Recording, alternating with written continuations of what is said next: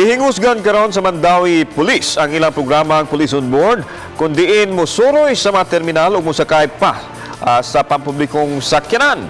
Usa kini sa anti-criminality campaign nga gilusan aron matabbangan ang mga sumasakay. Ang detalye ni Nico Serino.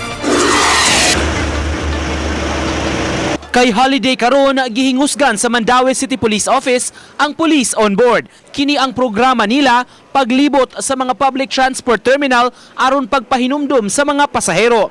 Unang giadto kaganiha sa personnel sa Station 1 ug Station 2 sa MCPO ang North Bus Terminal. Bit-bit ang mga flyers, giapod-apod nila sa mga pasahero. Ang uban nga mga buses, tuyo pa nila nga gisaka aron maapuran sa mga impormasyon paglikay nga mabiktima sa krimen. Mag-cooperate yun. Kailangan kitang tanan vigilant yun, ana. Kung may kadudahan, mabantayan, maposiboton.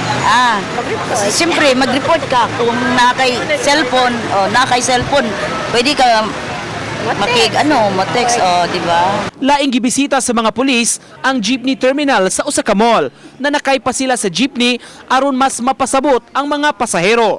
Labi na sa nagkalain-lain nga mga binuang nga sagad mahitabo sa PUJs. Susuot anang mga kuan kay kabantay mo anang namago na gitawag pitas gang ba. Mga naman na sila magkuan sa imong necklace, yung kanan nga alahas nga pwede nilang makuha.